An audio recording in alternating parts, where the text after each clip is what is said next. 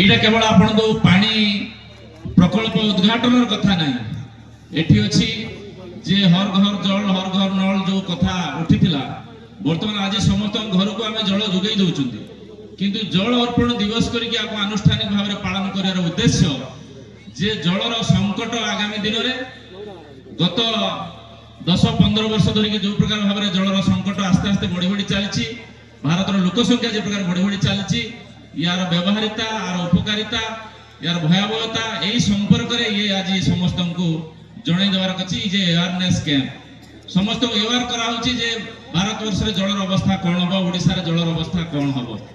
पाखापाखि भारत वर्ष में जी नदी अच्छी से जी जल वर्षा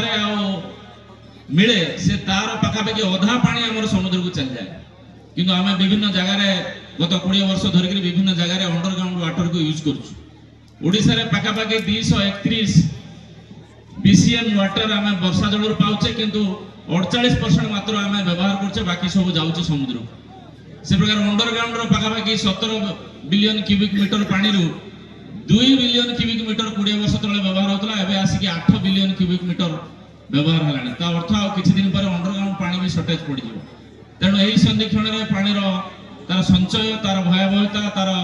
आवश्यकता ताको पूरण करने ये जो हर घर जल हर घर नल जो कार्यक्रम से महेशपुर पंचायत समस्त ग्रामवासी जो प्रकार भाव में उच्छ्वसित संबर्धना देते पानी को से प्रकार भाव में संचय कर व्यवहार कर जो आवश्यकता अच्छी आज माननीय